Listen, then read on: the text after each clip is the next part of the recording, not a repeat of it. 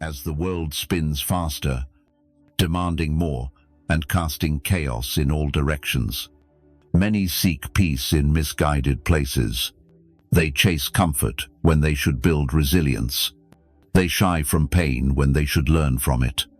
They flee the storm when they should learn to stand firm within it.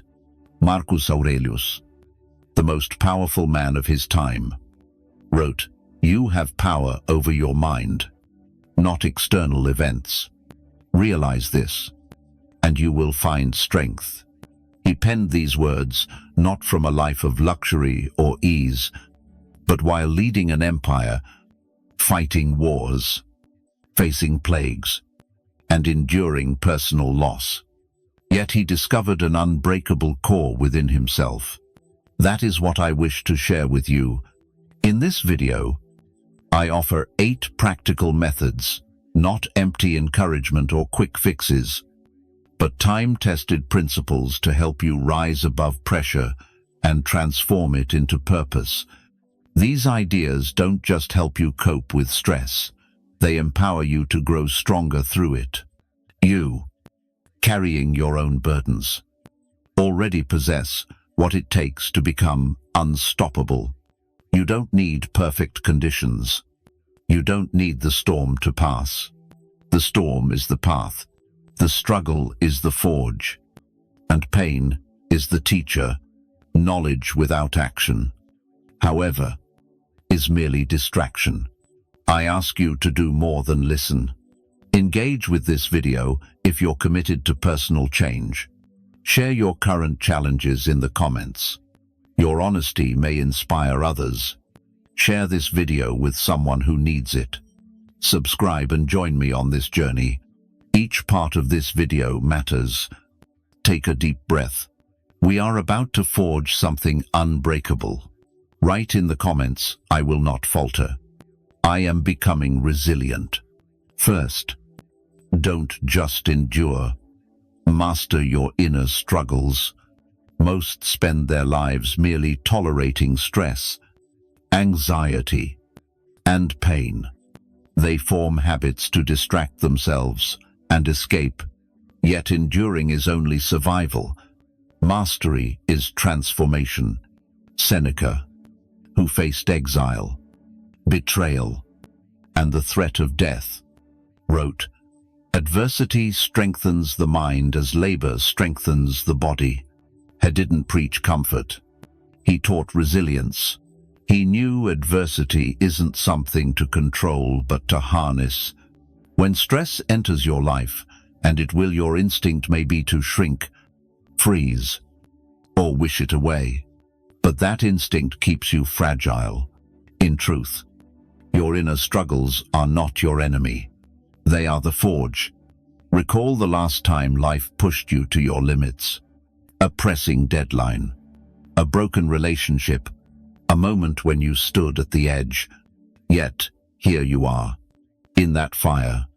You found something, strength you didn't know you had. You uncovered clarity, focus, and power. That wasn't luck. That was you, under pressure, becoming a greater version of yourself. Mastering your struggle doesn't mean ignoring pain. It means using it as fuel.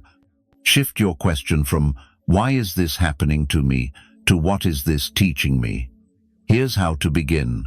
When you feel overwhelmed, your chest tight, your mind racing, or fear rising, pause. Take 3 deep breaths. Then ask, what lesson lies here? Perhaps it's time to face a truth you've avoided. Perhaps it's time to change your approach.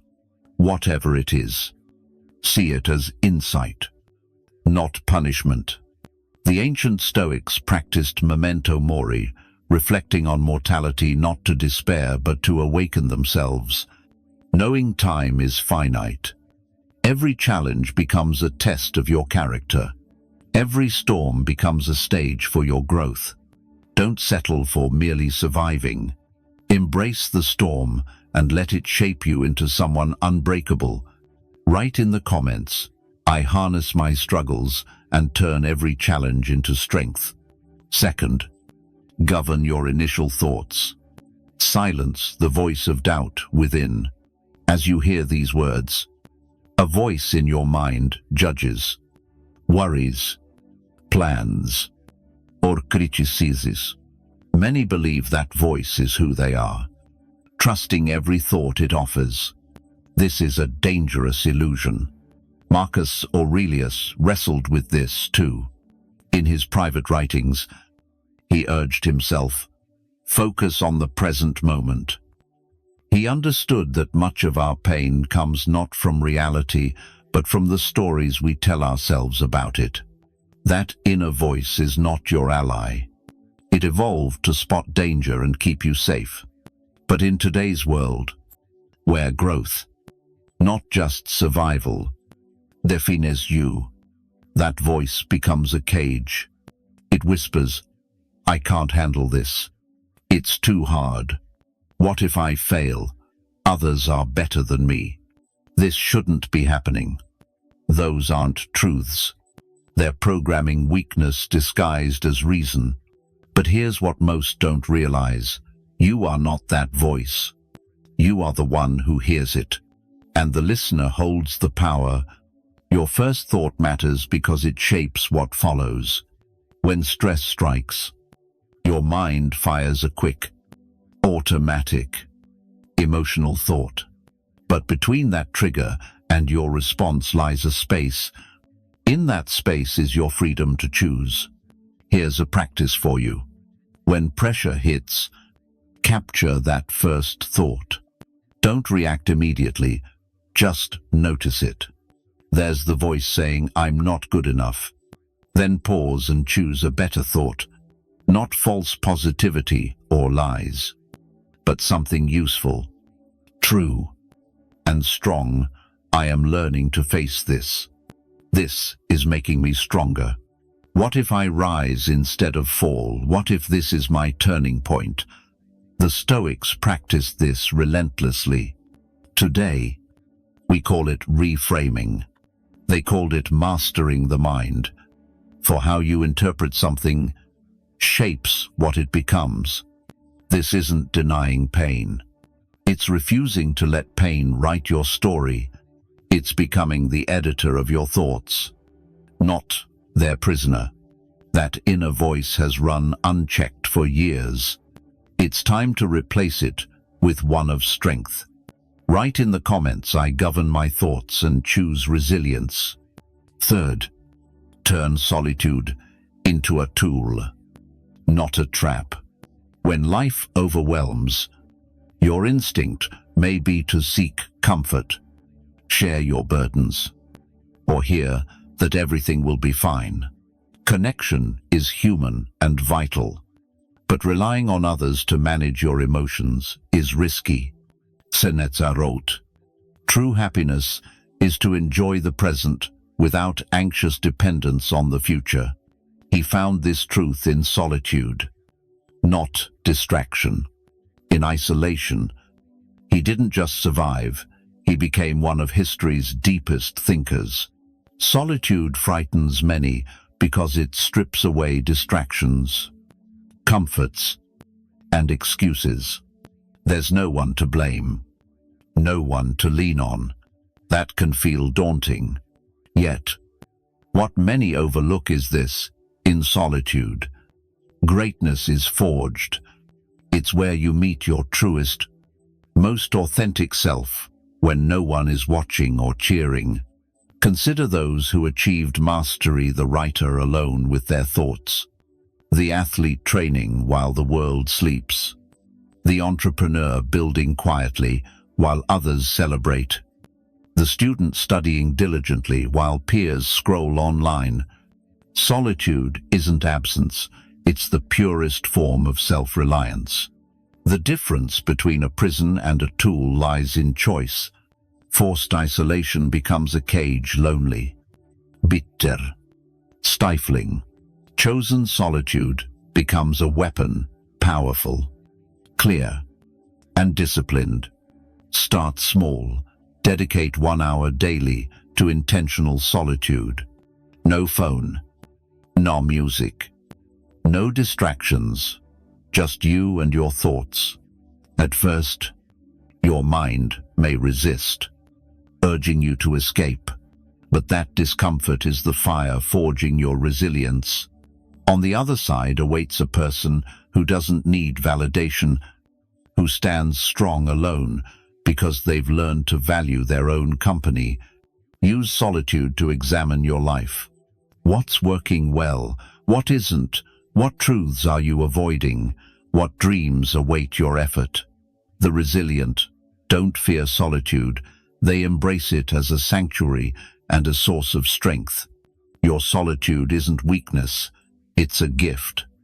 A chance to build something powerful within. Don't flee it, wield it. Fourth, train under pressure. Don't wait for calm. Many view pressure as an enemy, delaying their dreams until life feels easier. They postpone good habits until they have more time. In essence, they say, "I'll be strong when strength is no longer needed." This mindset keeps them fragile forever. Epictetus knew better. Born a slave, he could have waited for freedom or better conditions. Instead, he used every hardship as a training ground. He said, "Don't explain your philosophy. Embody it."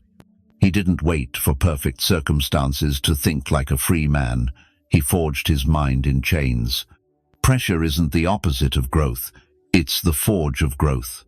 Just as muscles grow through challenge, not comfort, your character grows through adversity, not ease.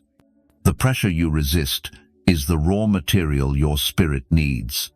Here's how to train under pressure when work overwhelms. Practice calm. When finances are tight, practice gratitude. When criticized, practice letting go. When exhausted, practice disciplina. Most do the opposite under stress. They abandon habits. When tired, they skip exercise. When anxious, they avoid tough conversations. When overwhelmed, they neglect self-care. They let pressure diminish them.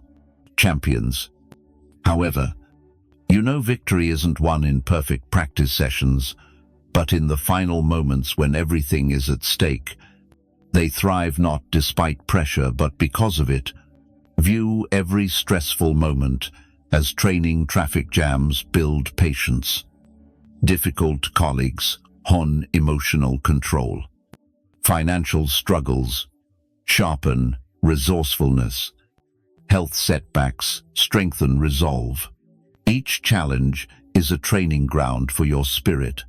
The beauty of practicing under pressure is that it not only prepares you for future battles, but also eases the ones you're facing now. When you see stress as training, not torment, your mind finds calm. You cease being a victim of circumstances and become a student of life. Here's a principle to live by. Never waste a crisis. Never squander pressure. Never let hardship go unused. Use every challenge to shape the person you aspire to be. Don't wait for peace after the storm. Become the storm. Those who rise under pressure don't do so by chance. They've trained for months, years, turning setbacks into opportunities. Pressure points into power. Don't wait for perfect conditions to become your best self. Start building resilience now. With what you have, write in the comments, "I train under pressure and grow stronger." Fifth, let pain earn its keep. Turn every blow into strength. Pain will visit your life, invited or not. The real question isn't whether you'll face failure, betrayal, loss, or defeat. It's whether you'll let pain dominate your mind or make it pay by turning it into something useful. Marcus Aurelius said, "The obstacle to action advances action. What blocks the path becomes the path." He didn't just endure pain, He transformed it into wisdom that guides us to 000 years later. Most let pain diminish them. They wear their pain like a badge, defining themselves by what happened rather than how they responded. They become lifelong victims, carrying wounds as armor. But that armor makes them more vulnerable, not less. There's another way, the way of the unbreakable. When pain arrives, you don't deny it, minimize it, or let it linger forever. You acknowledge it. You feel it fully. Then ask the vital question, how can I use this to grow stronger? Each betrayal teaches discernment and the value of loyalty. Each failure builds resilience and reveals what doesn't work, guiding you to what does. Each loss fosters gratitude and clarifies what truly matters. Every rejection strengthens perseverance and proves your worth isn't defined by others' opinions. To make pain earn its keep, first, feel it completely. Don't rush past or ignore it. Sit with the discomfort. Let it show you how much you can endure. Most fear their own pain. But when you stop fleeing, you discover your strength is greater than you imagined. Second, extract its lesson. What is this experience teaching you? Perhaps it's a boundary you need to set. Maybe it's a habit you repeat, or a skill you never considered developing. Pain always carries a message. Your task is to decipher it. Third, use that lesson to serve others. Deep pain often becomes the foundation for your greatest contributions. Those who faced despair can guide others to hope. Those betrayed can teach trust. Those who've lost everything can show what truly matters. This isn't toxic positivity or pretending pain is good. Pain is pain. That's why it's called pain. But refusing to let it make you wiser, stronger, and kinder is the real tragedy. Your scars aren't signs of weakness, they're proof of survival. Pain isn't your identity, it's a lesson you've endured. Don't let pain define you. Let it refine you. Write in the comments, I transform every pain into strength. Sixth, act in silence. Let discipline speak for you. In a world obsessed with announcing every intention, sharing every struggle, and boasting every small win, the most resilient act differently. They work quietly and let their results make the noise. Epictetus taught speak little, or if you must speak, say only what is necessary and concise. He knew true strength doesn't need an audience. Real progress doesn't require applause. True transformation happens in quiet moments when no one is watching. Constantly talking about your plans tricks your brain into thinking you've already acted. Psychologists call this social reality. You get a rush from praise for your intentions, which saps your drive to act. You become addicted to planning rather than doing. Look around. Those who talk most about their goals often progress the least. They're busy managing their image rather than building their strength. They perform growth instead of living it. Silent discipline is different. It's rising at dawn to work on your goals while the world sleeps. It's saying no to distractions because your purpose matters more. It's choosing the harder path when no one sees, without fanfare. It's building something meaningful while others curate their online image. This doesn't mean being secretive or closed off. It's about discerning what deserves to be shared and what needs quiet dedication. Your daily habits, inner work, and character growth require steadfast commitment, not spectators. There's immense power in keeping your most important work private. When you don't perform for others, you focus fully on the process. When you don't seek approval, your decisions prioritize effectiveness over appearance. When you don't explain yourself, you save energy for action. Silence also shields your dreams from negativity. Not everyone wants your success. Some will diminish you, dismiss your progress, or sow doubt. Working quietly makes you immune to such interference. Silent action looks like this. You train without broadcasting every session. You build your business without announcing every milestone. You hone your skills without needing recognition. You solve problems without flaunting the struggle. When you speak, your words carry weight, backed by undeniable action. When you share, people listen because you don't just talk, you do. Let your discipline speak for you. Let your results declare your progress. Let the change within you be so profound that others notice, not because you announced it, but because they see it in how you carry yourself. Don't perform growth, live it. The world needs fewer words and more action. Write in the comments, "My actions speak louder than my words." 7th, become a challenge to your former self. Your greatest adversary isn't external, it's within. Not toxic people or bad luck, but the person you used to be the one who made excuses, settled for mediocrity, or chose ease over growth. That person lingers, fighting daily to hold you back.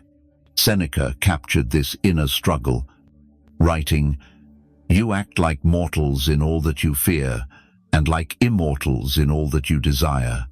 He wasn't just addressing fear or ambition, he was challenging us, "Vehesitate, procrastinate, and live as if we have endless time to change."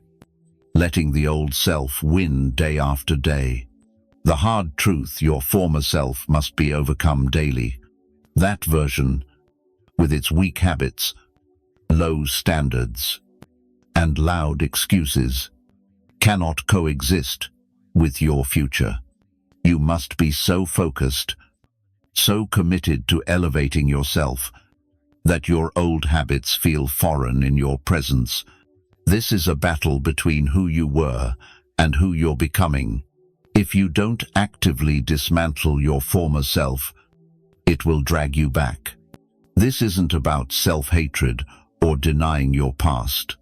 Your old self got you here, taught you lessons, and overcame challenges. But surviving isn't enough.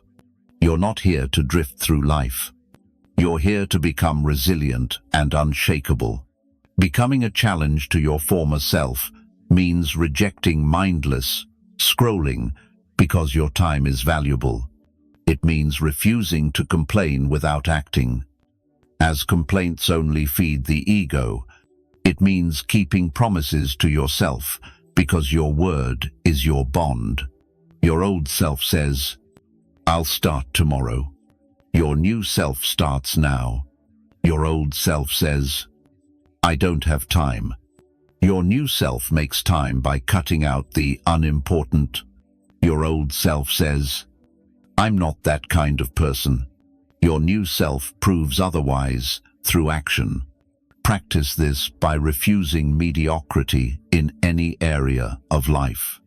If your health is average, strive for excellence. If your relationships are shallow, deepen them or let them go. If your work lacks meaning, find purpose or seek new work. Measure your worth by actions, not intentions. Your old self was praised for wanting change. Your new self is respected for achieving it.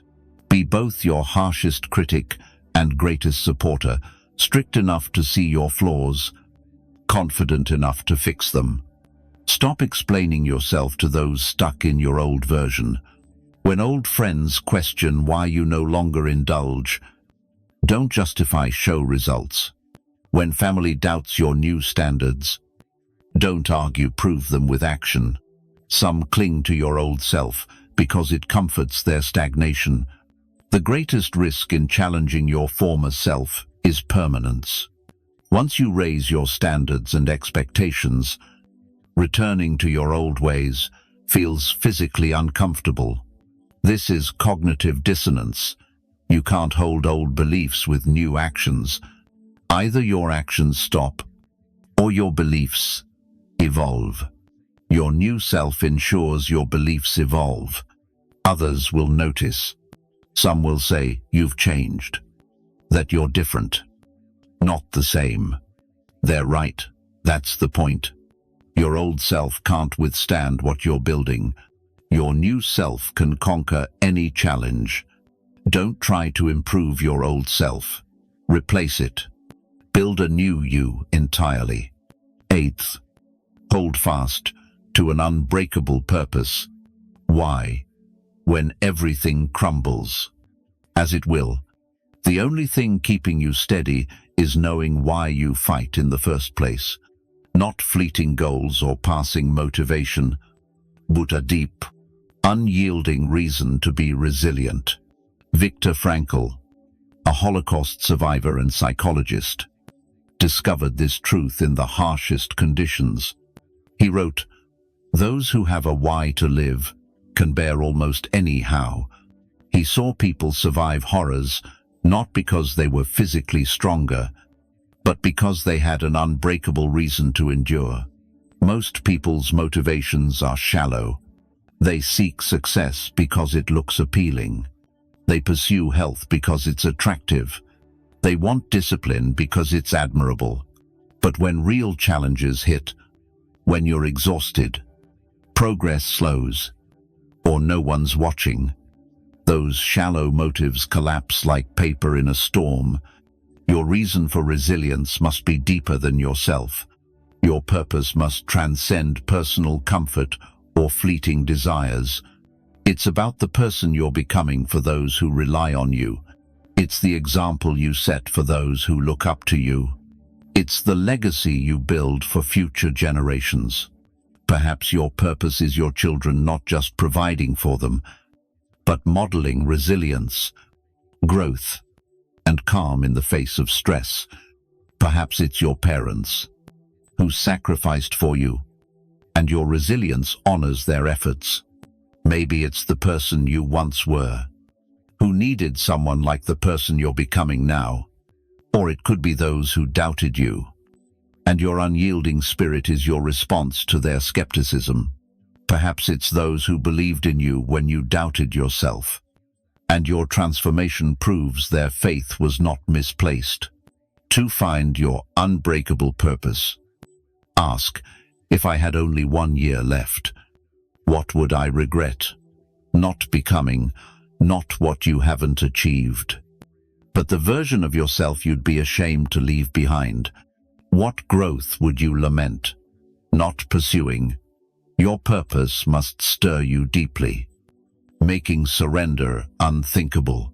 It should be so vital that giving up feels like betraying everything you stand for.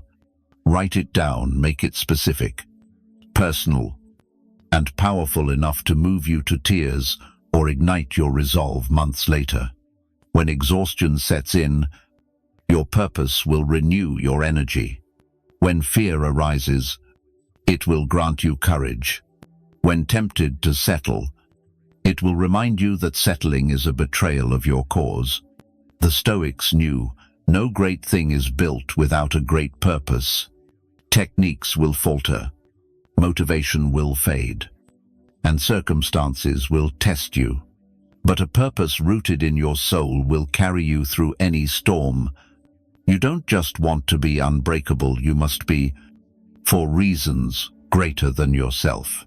Write in the comments, "My purpose drives me to be unshakable."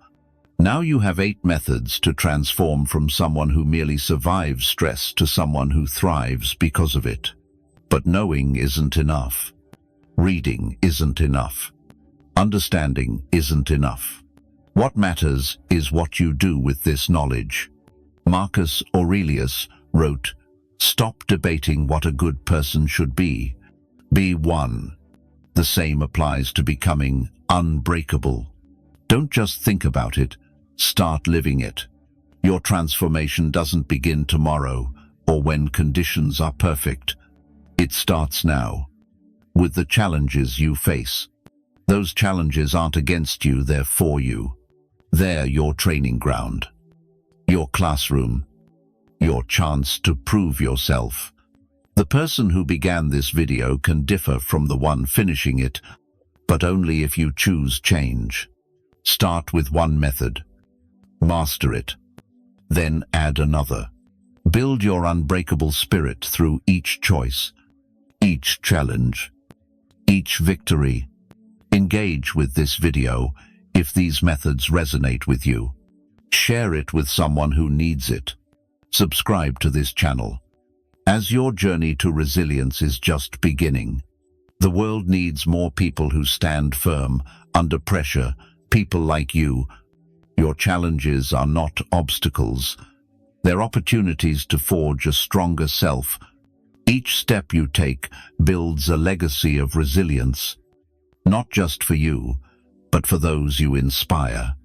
Don't wait for the storm to pass. Step into it and grow. Now prove your strength. Write in the comments, "I am unbreakable," and my journey to strength begins now.